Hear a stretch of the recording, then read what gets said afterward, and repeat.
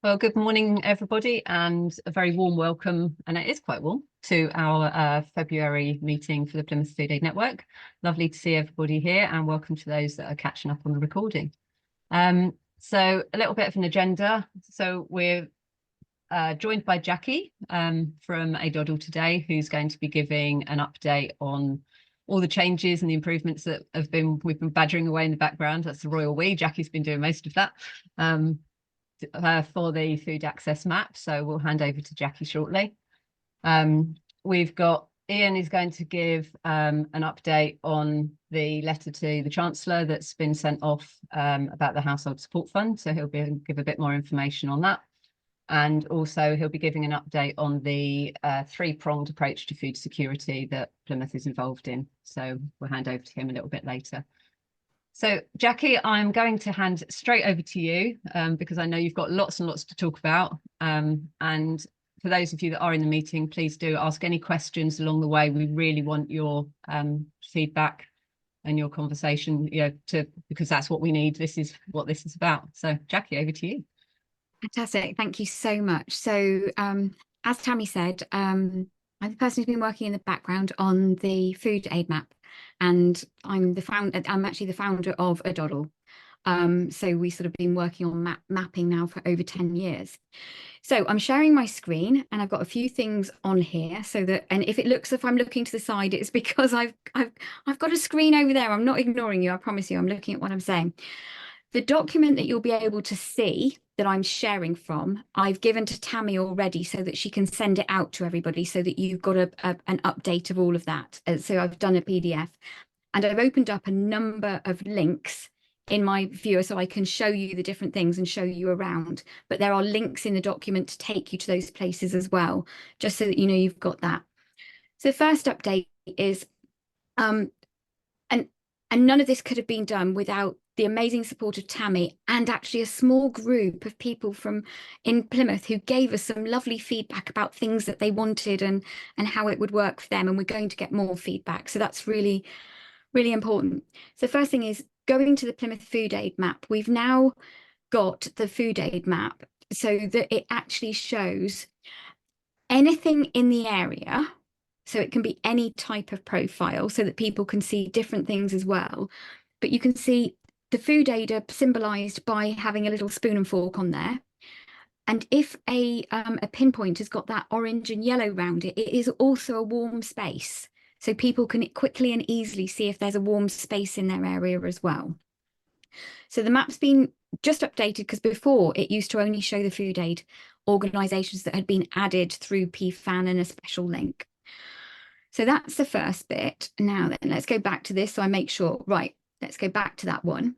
You'll also see we've added a little key up here and people can click on this and it will show and explain what the different colours of the pinpoints are so that people can see, because I don't know if you knew this about the maps. We have a special traffic light system. If a pinpoint on the map is green, it means it's been updated by the organisation in the last 6 months.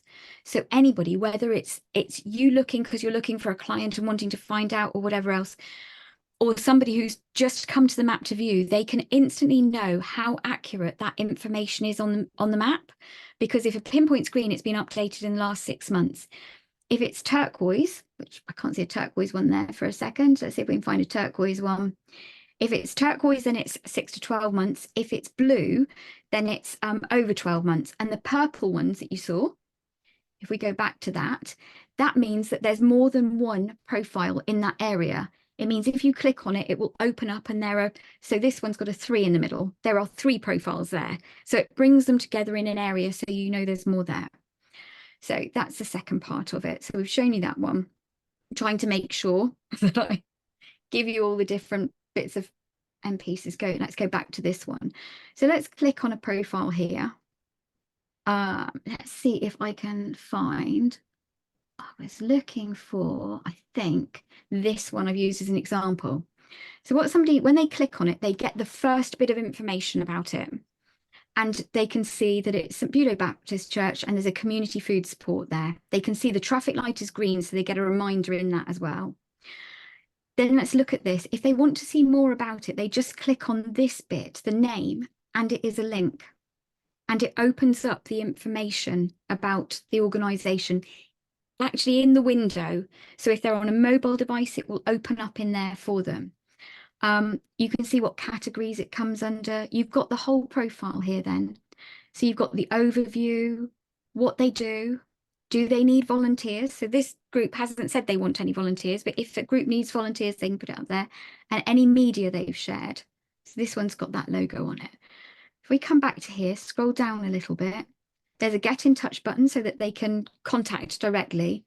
But let's show you one of the other bits that we've done. And the reason I chose this one is, I pray I chose the right one. This one has an address on it. So you can see get directions. So we've now added get directions into there. So the person can actually click on that and it will bring up Google Maps, and they can choose whether they're walking, driving, going by bus, by public transport, and they can actually see that now. So that's been added.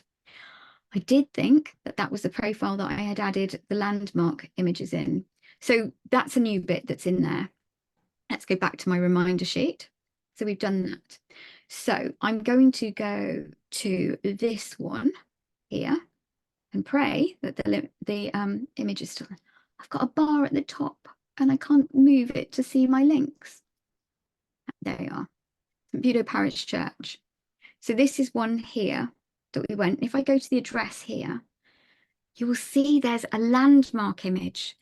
So say where you were isn't the easiest place to find. You can now add images to help people to find your location in there. And that's done when somebody's in the media, they add it in here, and we have a special little bit that helps you to put it in. Now, click on this. Now, I'm going to admit this is one that I just added to this profile yesterday or the day before. And I went to Google Maps and I took a screenshot of something. So I don't know if it's the right place. I'm going to take it off after this demonstration. But you can see that you can actually put landmark images in there to help people to find where you are now. It comes bigger, and underneath it, you can actually put a description. So I just put main road outside. So let's come away from that one. And let's see, am I signed in? No, I'm going to sign into that one in a second. And back, and then go back. And I'll show you very quickly and easily. She says, right, sorry, this is profile 4858. Let me log in and search for it. 4858. I will show you, that's me being dyslexic. I will show you how you can add an image. It's really easy. To do a landmark image, you upload a file into your media section, and just by here, there's like a little cogwheel. You can choose any of your images and you click on there and you can say you tick, enable it as a landmark image, and that will go into the directions. And then you can put a description there. So that just makes it easier to find. Does that make sense? Has anybody got any questions on that one?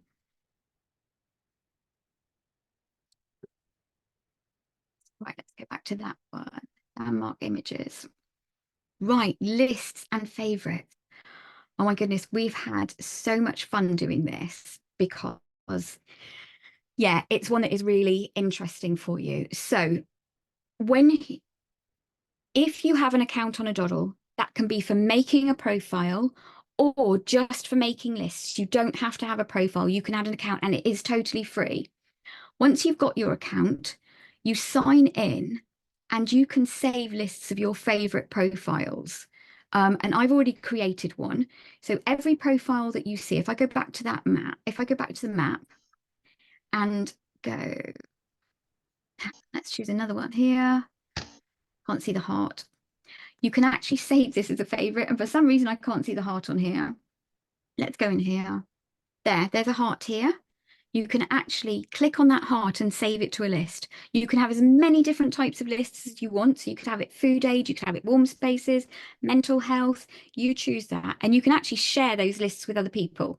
So you could share them with your clients. If you had a client who came in and you wanted to show them ones in their local area, you could make a quick list for it and you could share that list with them. You can even save it as a PDF for them to print out if you have to print or send. Let's go back to the list a second. So I'm in here. Once I'm in my dashboard, you have an option of lists and favorites. It takes you to your lists. So I'm going to go to Plymouth Food Aid because I made one earlier. A bit like Blue Peter, this is one I made earlier. Here's a list of the organisations. You can view it like this. You can now choose to print it. And when you choose to print, you can then select the option to save it as a PDF for somebody. But you've now got another option. You can export your list as an Excel sheet.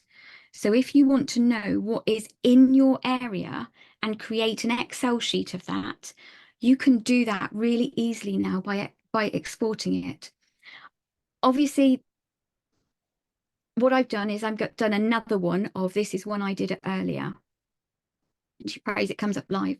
So I exported that list earlier, the same list that you've just seen, and this is how it comes out. You obviously, once it's in an Excel sheet, you can choose which columns you have. So do you want the name of it? Do you want the public address? Do you want the public phone? You choose which ones you put in and you don't.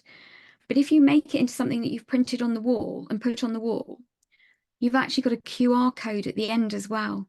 So that if you've got a client or somebody in with you, you can literally open it up straight away on a device.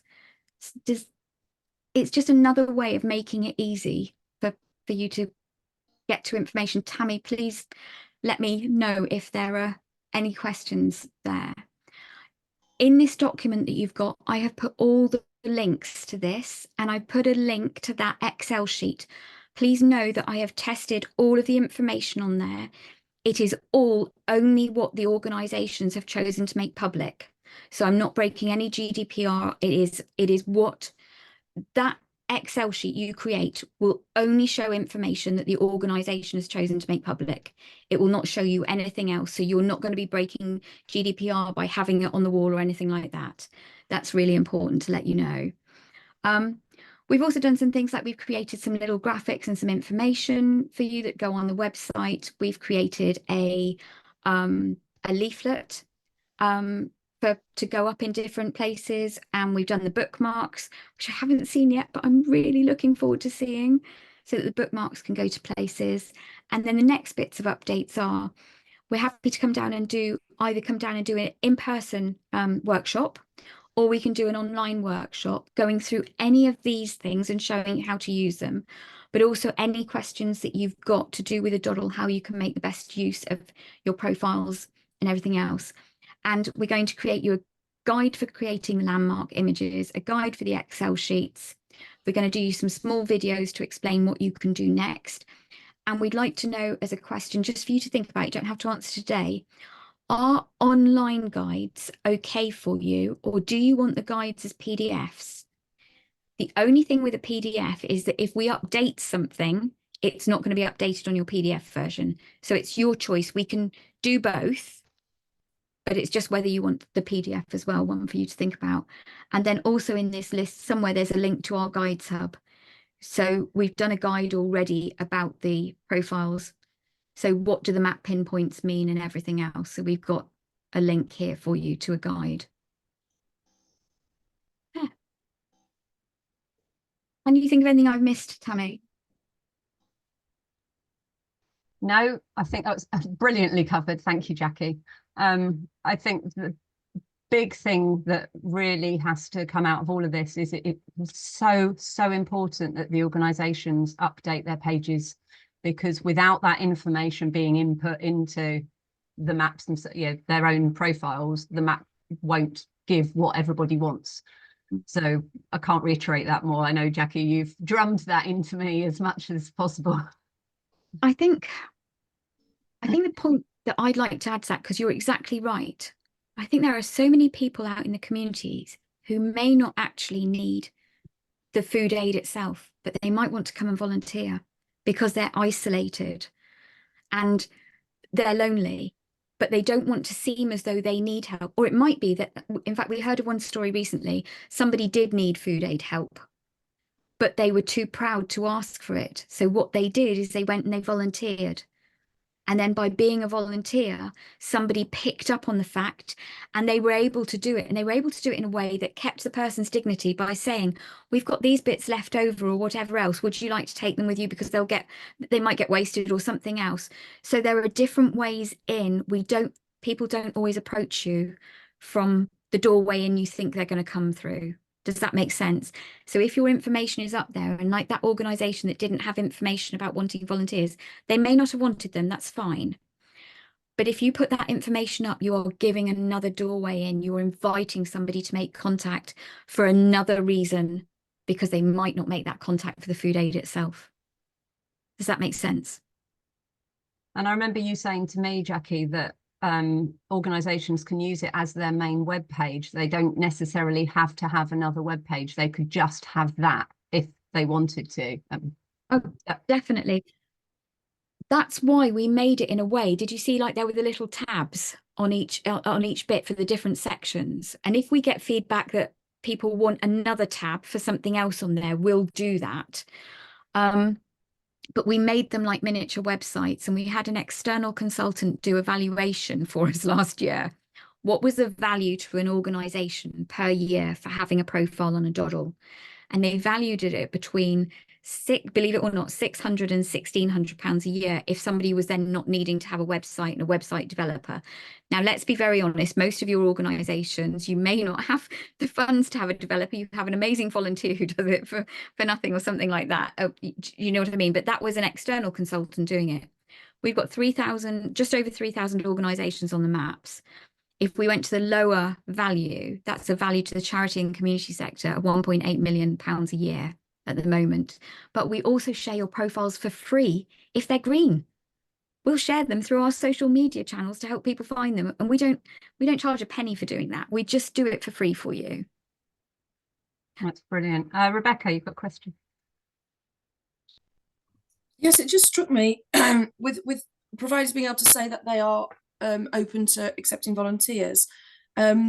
At this time of year, lots and lots of young people, year 10 and year 12 age, so sort of 14, 15-year-olds and 17-year-olds or so, are looking for work experience. And so many of my friends are saying, oh, we're looking for placements for our children and not able to find them. And I just wondered if this was an opportunity for some of these wonderful organisations to bring young people in, if you know, insurance and everything else was okay, that's another pool of potential volunteers who might then end up, you know, being able to continue to be linked in with those groups. So yes, I just wondered if providers might want to we're open to work experience volunteers as well. Just another, there's thousands of young people in the city looking for opportunities. That's really interesting. We've never had anybody bring that up before, but I think you're exactly right about that insurance. And then obviously, a bit like if somebody here has put a link to a donation page, we put a little message that says when somebody is going outside of our website, that we're not responsible for that. You know, it's an external. We never let somebody. It's one of our rules on the site. Nobody's ever allowed to ask for finances through aDoddle. They can put a link to an external donation page, but they must not ask for that. So I think you've raised something that's actually really interesting there, because we've never done the same when it comes to volunteering. We haven't put a little, you know, a little note underneath that is a disclaimer for us. You know, if you go that's your choice. We do put it on the bottom of every profile that, you know, we're not actually recommending the profiles that organizations put themselves. But it's a very interesting one. And I was there, as you said that, I thought, actually, it's the sort of thing that if an organization added that to their profile, they could actually email the school or different schools and actually say, check out our profile on here, and we are looking for young people. You can see the reason why we do what we do, who we help, how we help, and so that they can see your profile and everything else, and then say, this is what we're looking for and the opportunities we can give to young people, and we can show you our insurance to show that we're covered to be able to do that. Actually, and we had that, it was just before COVID, moving with my Food is Fun hat on. I had a young lad who came and wanted to do work experience with Food is Fun. And that's not something I'd ever considered. And so what happened was I agreed. He came to me and said, can I do work experience? So he was in year 10, I think. And I said, yes, you can, that's fine. So the school then, I passed on my details. The school then send out somebody to come and have a meeting with me or the organisation, and they will vet you and make sure that you are suitable and that you have all the right policies and procedures in place. So for the safeguarding of that young person. So it is actually very, very well. I was totally surprised. I mean, it was an hour and a half. I'm not going to say interrogation, but I was actually really impressed at the fact that the depth, because now, you know, a couple of years later, my child was going through that, and knowing that those policies to protect my child was put in place.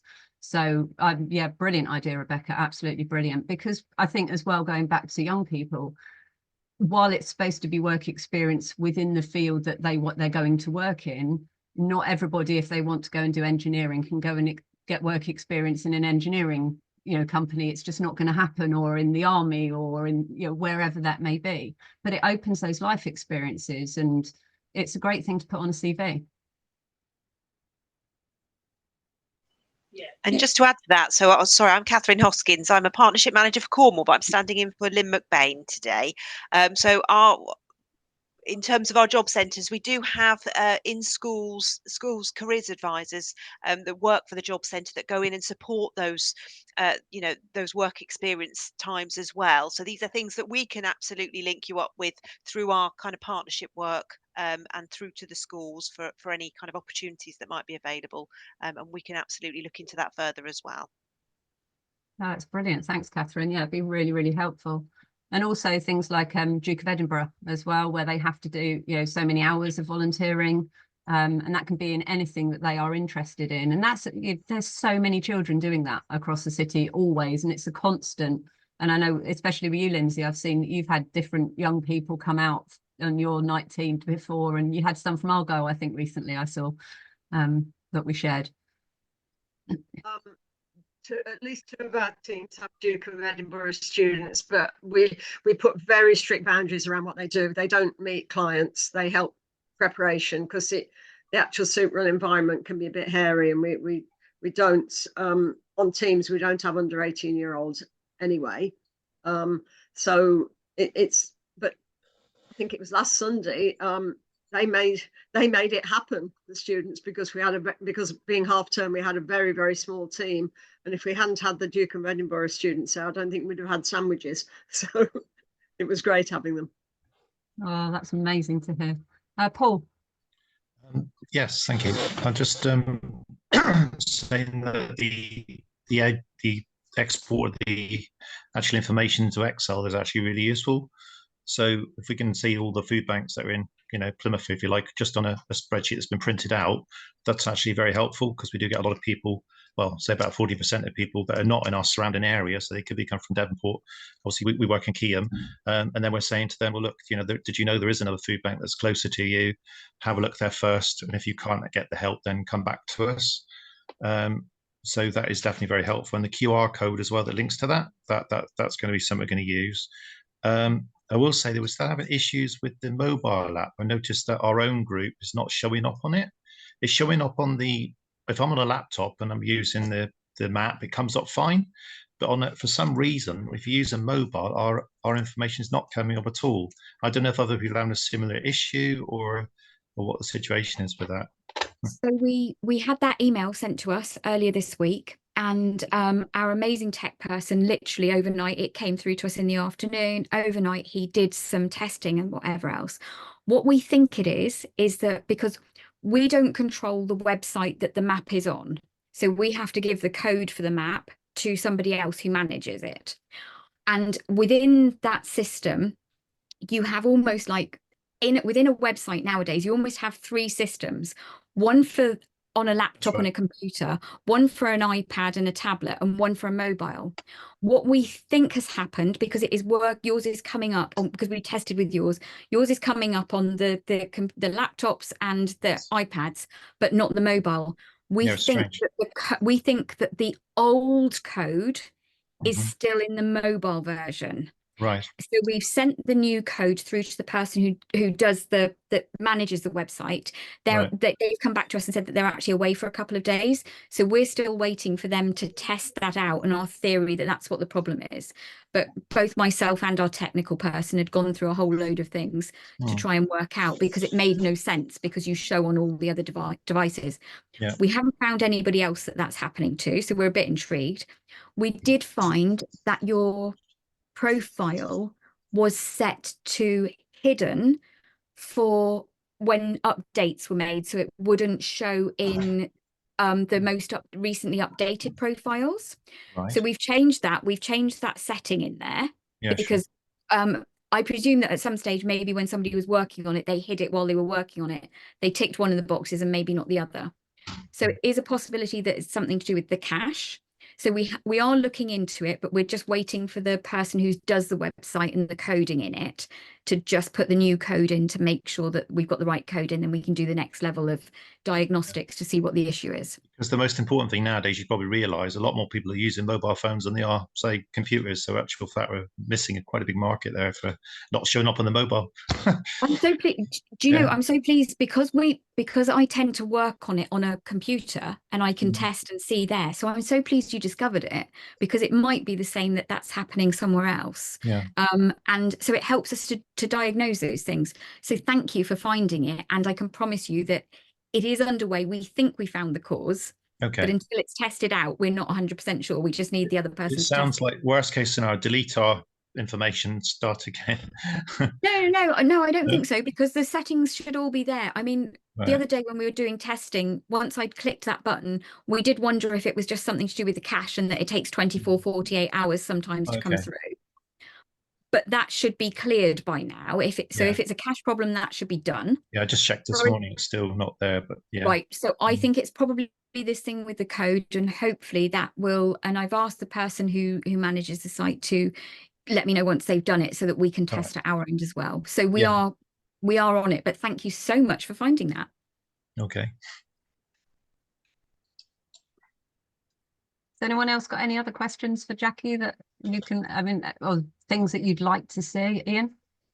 Can I just mention, sorry, Tommy, I'm about to make work for you here potentially. So, just to say, as you know, we, as Food Plymouth, support Plymouth Food Aid Network and lots of other things. So we're strong on the safeguarding ourselves on that, and that's led by Tammy herself on that side of things. So if any of you are very small organizations, either on the call now or listening afterwards, and that's a real challenge for you to get support around advice and guidance around safeguarding, I'd like to think that's something we could provide as part of the support package there. Thank you very much. Because it's so important to get it right. It's this old thing that safeguarding is everyone's business, and so we all need to be alert to that. So yeah, thank you, Tammy, that's great. So yeah, thank you. Yeah, absolutely. It's really important that obviously we're all ticking the right boxes and we've got our right policies in place. So yeah, absolutely. Just drop us an email and we'll see if we can help you. Well, we will help you one way or another. And if I can't, I will find somebody that can. So, but I did have a meeting yesterday, Jackie, with Transforming Plymouth Together, who are responsible for all the churches, the umbrella network for that. And we had a look at the mobile map while we were together there. And it was interesting because there was one thing that was, and John was hoping to join the call today, but he's got grandchildren as well. And I think they're a bit younger. So he was struggling a little bit with that to be able to come. And I'm just trying to find. So when you open the map on a mobile, where the little key is at the top that you've got, he said to me, what was that? Which was interesting, but where it's sat on the map, it's actually over the filter button.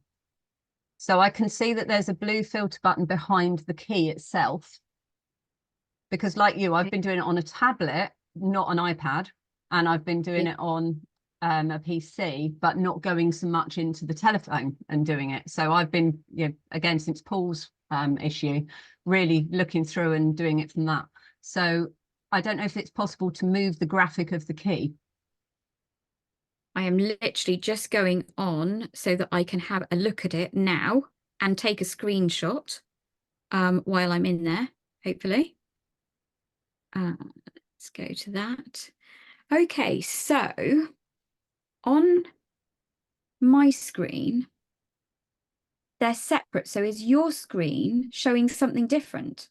Yeah. Any chance I'm just if I can do it. I'll send you a screenshot. I can't do it. yeah, It won't any chance that you can send me a blur screenshot? Yeah. Because I think different types of phones, this is where, so please, for everybody who's on the call now, but who's watching later on, we really appreciate any feedback, because we're not going to have been able to have tested every single type of device and everything else. And unless we get that feedback, we can't make those changes. So if there's something like that that we haven't come across, we'd like to put it right and do that, because it's all about accessibility. As somebody myself, I'm dyslexic and I struggle with things. I don't like things to be too cluttered. I like to make it easy. We want to make this as accessible for everybody as possible.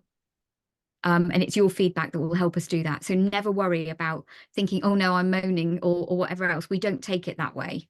We take it that you're being helpful to help us make it better. Yeah, no, that's brilliant. Thanks, Jackie. Somebody also said to me, they looked at the map and they said, so I've got it just open and you've got your little purple with the numbers in, the 2 or the 4 or whatever. And they said, what are those numbers for? And they didn't know they had to click on it.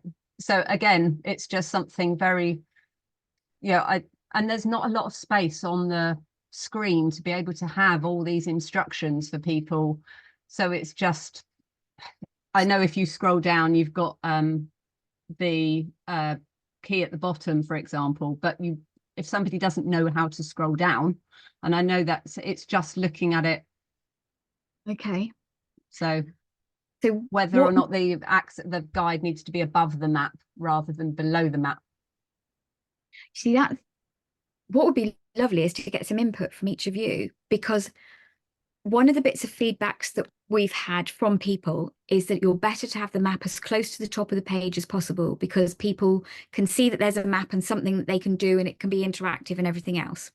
Then I'm hearing what Tammy's saying there, having that little bit of that key at the top that gives them the explainer.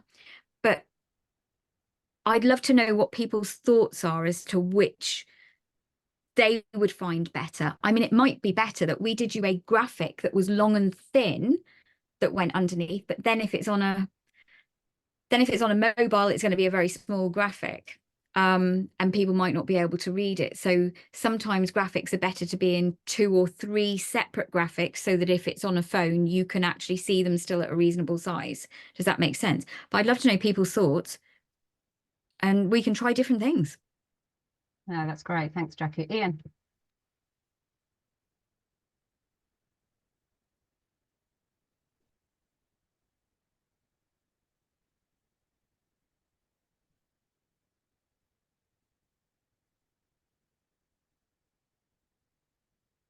Right, sorry about that. I lost my mute or unmute button then as well, so sorry about all that fiddling around. Okay, no, what I was thinking is, I'm just trying to think about this accessibility thing and people making the best use of it and understanding how it works. And I'm wondering if somehow, and Tammy and I have to go away and look at resources and things on this, but I'm wondering if we couldn't make like a YouTube video of how to use, the PFAN aDoddle map. Because everyone does that nowadays, don't they? For almost everything that you have to do, there's a YouTube video somewhere for it. And I'm just thinking that'd be ideal. People could click on it and then, I'd keep it nice and simple and straightforward. But how do we think about that? Does that sound doable? Yeah. If we can resource it? We can do it. I can see you on TikTok, Jackie. I mean, just as an example, we're just implementing a whole new system for managing this, because as we're working with more and more organizations, what worked 2 years ago is we need to use a different system for managing all the people that we're connected with and all the maps. And so yesterday, one of my amazing support team did this amazing little video that she just went on in Canva. She created a little video, shared her screen. It was 2 minutes long and it explained everything that we needed to learn to do within this new system. And it was just brilliant. And so I think that what we can do is we could do one. It might be that what would be a really good thing is what are those key points so that it stays very short and it's a nugget. We can always do more than one in different areas.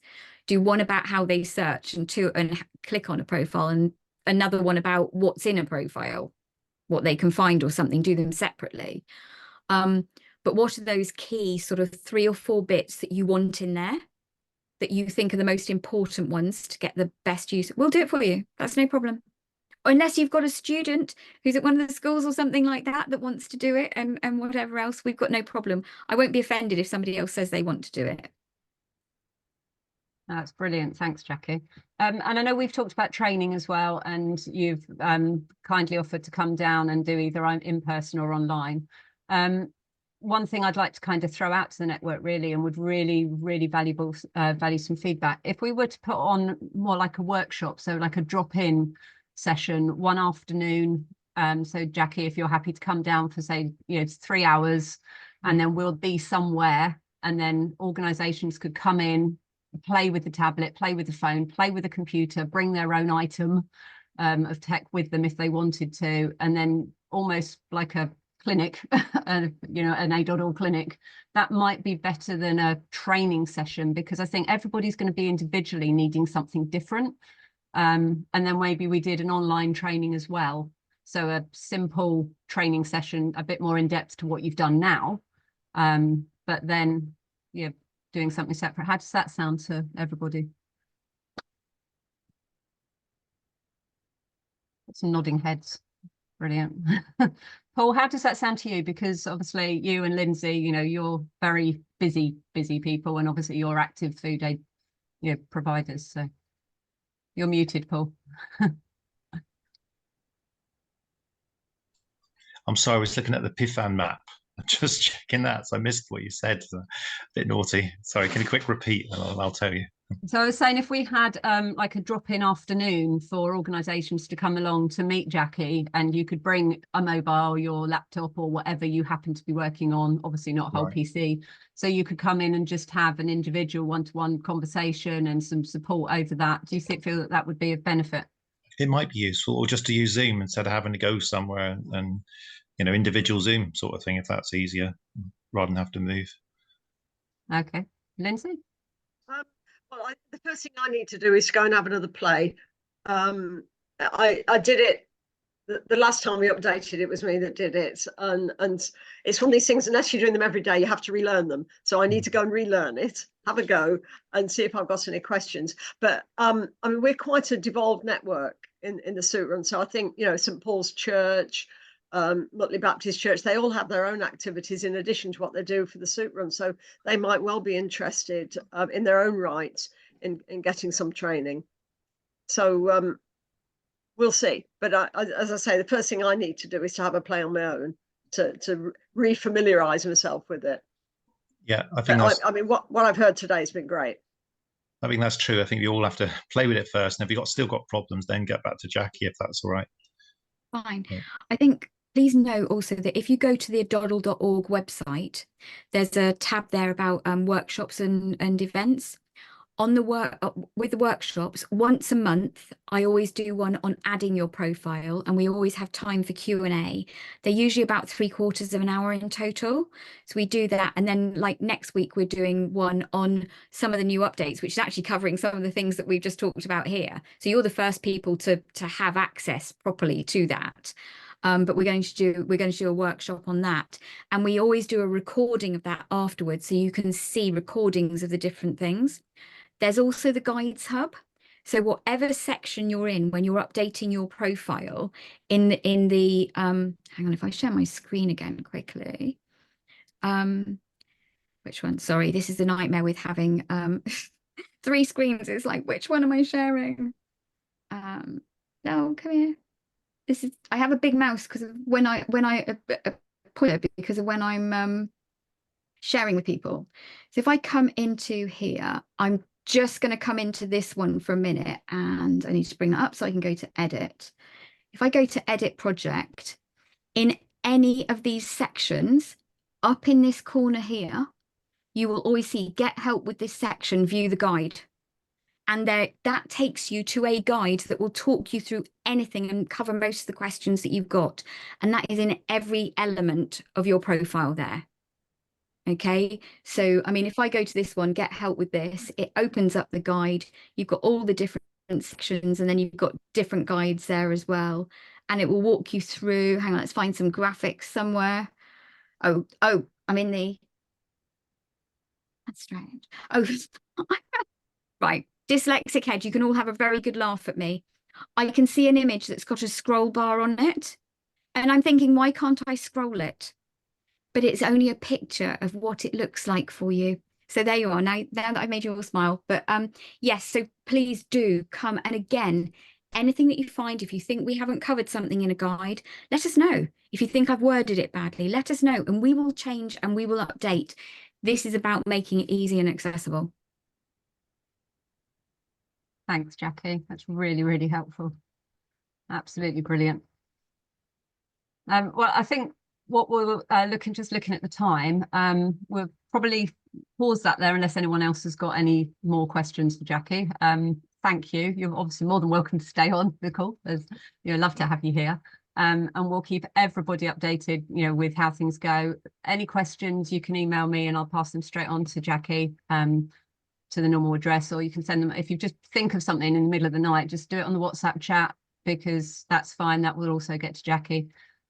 So what I could do, Jackie, is add you to the WhatsApp group if you would like, and then it's only got the food aid providers that are on the map on that group, so they can ask you directly, or would it be easier, would you prefer them to come through me?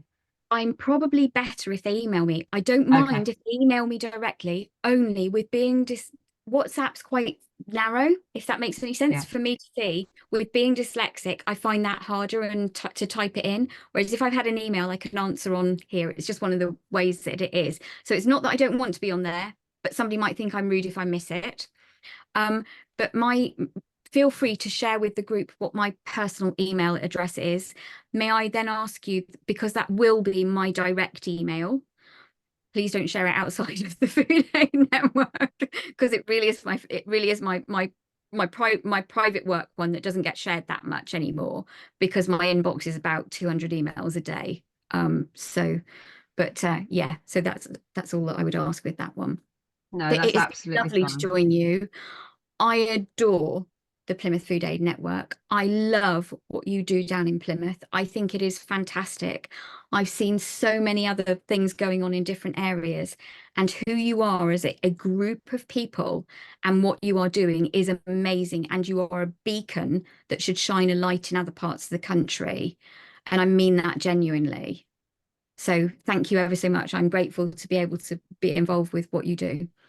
I'm going to disappear now, then you can talk about me behind my back and I'll never see it. So that's fine, be honest. But please do give feedback about the map and everything else. That's how it gets better. Thank you. Thanks, Jackie. Thank you. Bye. Thanks, Jackie. Bye. Well, Ian, can you top that? I don't think I can, nor should I even try. So that's great. No, it's brilliant though. I think people are finding it really helpful. Tell me, just to say, I'm going to give my update now, yeah? Yes, And then please, that would be great. Great. Okay, and then shall we have a quick round of introductions, because we're fortunate to have new people or people that don't often come on the call on today. So just to spread that as well, that would be great. Thank you. Okay, so my update this time is relatively straightforward, but there's some big stuff in it. So basically, firstly, we wanted to let you know that Food Plymouth has joined in with a which encompasses everything we do, including you as the PFAN network there. We're a signatory on the joint public letter to the Chancellor, asking the Chancellor to urgently extend the Household Support Fund, HSF. It was 120 plus organisations signed that. We are going to send around the link to that so you can see it in its entirety.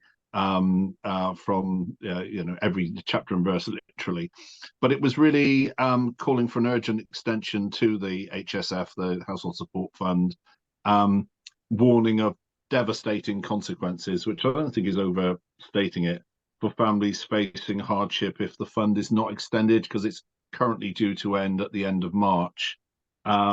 There's been a lot of persuasion on behalf of the local government association, the whole Sustainable Food Places Network, this which has come out of Bernardo's, which we've taken part in along with a lot of other food organisations, encouraging to extend it for at least another year.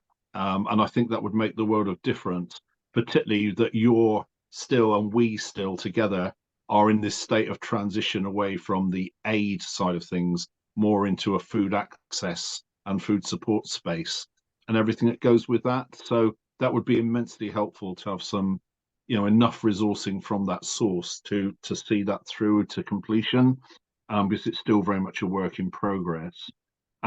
Which brings me neatly on to Plymouth's three-pronged approach to food security.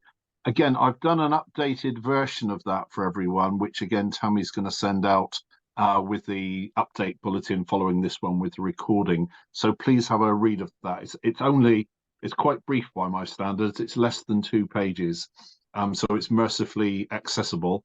But please have a look at that. I mean, that's talking about the alliance transition that we know about. I mean, I'm very keen that we do get back to the cash first approaches and all of that side of things. I don't think they've ever gone away, but we're not really talking about them quite the same as we were perhaps 9 months, 12 months ago, and everything that goes with that. And it also comes back to this worrying about money leaflet that's available online and as printed resource. So if any of you here or on recording have got anything you want adding or adapting or changing on that, please sing out so that it can be updated. It comes back to what Rebecca was writing about earlier, that having it online, there is that opportunity to keep it fairly well updated quite quickly. So we've got all that to do, and I think there'll have to be some intense activity around this transition once we really get going with the food collective, the bulk buying, the cooperative bulk buying side of things. The update on that is that Mark Rolls has got together 3 founding directors for the community interest company that will provide the infrastructure support for this. And work is going ahead to register the company and then open a bank account and all the things that go with that. There will be, and this is most important for you, there will be a membership model. We're still working on exactly what that will look like.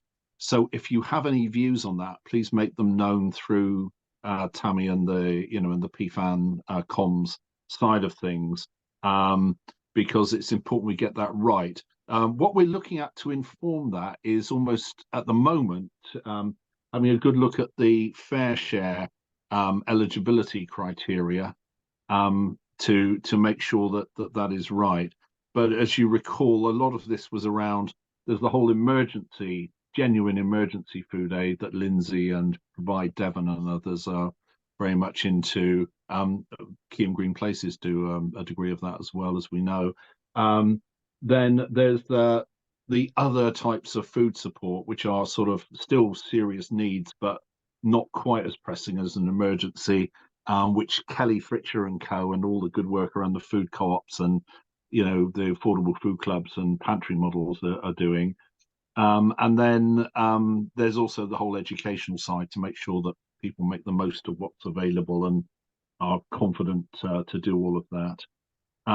Also, there's a lot of activity as well around connections, the food cooperative connections piece, which is rolling out more social supermarkets. There is rolling out 2 social supermarkets. Also more affordable food clubs coming, the food co-ops that Kelly does.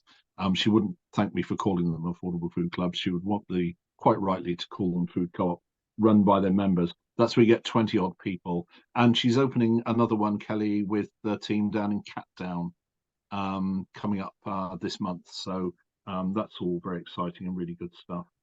So yeah, so what I was going to ask you is, any of you on the call or on catch up here, watching and listening, you know, if you get any request for engagement, please engage the best you can with, you know, the time available. I think the demands will be kept as light as possible, but it will be important, you know, because this really, that certainly a lot of this is about making sure that there is a sufficient mix of the right sort of food, enough of it, and the right mix to meet needs. So data information from you on the front line, that particularly those of you on the front line, is just so essential into that, to make sure it's the, you know, it's the best that can be done. I doubt it'll ever be perfect, in fact it never will be, but it will be as good as it can be, and it can be made as good by your inputs. So there's some hands up. So is that Paul? Yes. So just to say, it's a good idea what you're saying, just to not duplicate, obviously, what FareShare already does. So it has to be something different, because with FareShare, you know, you kind of get what they've got. Whereas sometimes we want milk, we want bread, and they might not have that. So we buy that individually. So if you've got a scheme that does that, provides the, you know, the essentials, maybe the pasta, the milk, the tomato, you know, the bread, those sort of things, then that could be really helpful. Yeah, that's a really good point. I'm not muted, am I? No. So no, that's really helpful, Paul. And in fact, serious negotiations have been going on with FareShare for the last 2.5 years, really, around all this, around trying to get the best fit with what they do. And there, at the moment, we had a really good meeting with them. That we being, who was in that meeting? It was Shelley from FareShare, Shelley Wright. It was Kelly Fritcher, Mark Rolls, and myself meeting together, because FareShare at the moment are going through, you know, quite a exciting phase of their development, and they're writing a new strategy. So I've sent them information very heavily based on what you're going to see when it comes around to you later, to help them incorporate that in. And you know, the aspiration is there will be a really close working relationship between, you know, the collective and the cooperative and FareShare to do the absolute best on that. I mean, in the absolutely ideal world, that could even be, you know, just, this is ideal, and this is no problem. I don't want to set hairs running or, you know, inflate expectations, but it would be brilliant if at some point it could be brought together that this provision was run alongside FareShare, co-located with it, separate, because they've, you know, but together. And that's been talked about before, as some of you know. That was being talked about 2.5, 3 years ago. So I you know, I'm not saying that will come about, but if it could, wouldn't that be brilliant? And I think there's an aspiration that might happen. So yeah. So thanks for the thumbs up on that. Good. Thank you. So I go quiet there because we're pretty much out of time, aren't we? But Yes, thanks, Ian. But it'd be good to just have a very quick update from those that are actually on the call, if that's okay, and just to introduce yourselves, if that's all right. So Rebecca, can I come to you? Because I'm just going to go from left to right. Yes, thank you. So those who haven't met me, I'm Rebecca Carter-Dillon. I'm a researcher based at the university, but I'm linked to the public health team at the City Council, and I've been doing quite a bit of work, research in the last couple of years around food security in Plymouth, and at the moment sort of developing some work looking at the particular food needs of different specific communities. And this came out of a discussion I had with someone from the food bank, around recognizing that there were younger people and older people, very young people who were living independently, sort of 18-year-olds and so on, who were really struggling with their food security. And I was aware with the research we'd done that there are specific needs in different parts, different localities, but within different communities, people's different communities of identity and different personal characteristics and so on, that mean that certain communities have specific barriers to food security. So my kind of interest is in reaching out to food providers to look at building some case studies around this, just to feed into Food Plymouth's work, really, around trying to make sure that the provision covers the wide range of different people that we have in Plymouth, recognising people's different needs. So that's me. That's great. Thanks, Rebecca. Lindsay. Hi, I'm Lindsay from Plymouth Soup Run. There's not very much time, so what I will say is that we've recently distributed our summary report for 2023. I think you got that, Tammy, which covers almost everything that I would want to say now. So please share that with the group. But just a couple of things to point out. A lot of our clients have had a cost of living payment in the last couple of weeks, and it's really shown in attendance at the soup run. There's been a dip, and that's, well, you can interpret it any way you like. It's heartening that people are spending that money on food and not coming to the soup run, but how sad that that it's necessary, and that within a week the effect of that cost of living payment has almost evaporated. Household support fund, we've made really good use of that over the last year and a half, and it would be great if it were extended. I mean, we've been able to, I delivered a microwave to someone on Christmas Eve. He was able to cook his own Christmas meal and would otherwise not have been able to, and we buy bus tickets with it to get people to hospital appointments. Its flexibility is wonderful. So if it is renewed, great that everybody's contributed to that renewal. Thanks. Thanks, Lindsay. Yeah, I'll share that in the bulletin, the report as well. So, Paul, a quick update from you. Right, okay, thank you. I'm Paul Keller. I represent Keyham Green Places. So we actually cover all of Plymouth, but probably the majority of people are from Keyham and the surrounding area that we support. We have seen, I think it's fair to say this week actually, a kind of reduction in the amount of people coming through the door. Still busy, but not hectic, I would say. So it's interesting you mentioned about the money support. That could be partly why we're perhaps in a little drop in this holiday season, but it tends to be short-lived, a bit like Lindsay's saying. I'm sure we'll find next week we're kind of back to a stronger demand, basically. The type of people we're seeing is actually larger families, I would say, and still there's a few that are sanctions, so they haven't got any money, so they're coming to us because, yeah, they're almost told by the job centre, go to a food bank then, which isn't exactly the best advice, but that seems to be the type of clientele we're getting at the moment. Thanks, Paul. Catherine.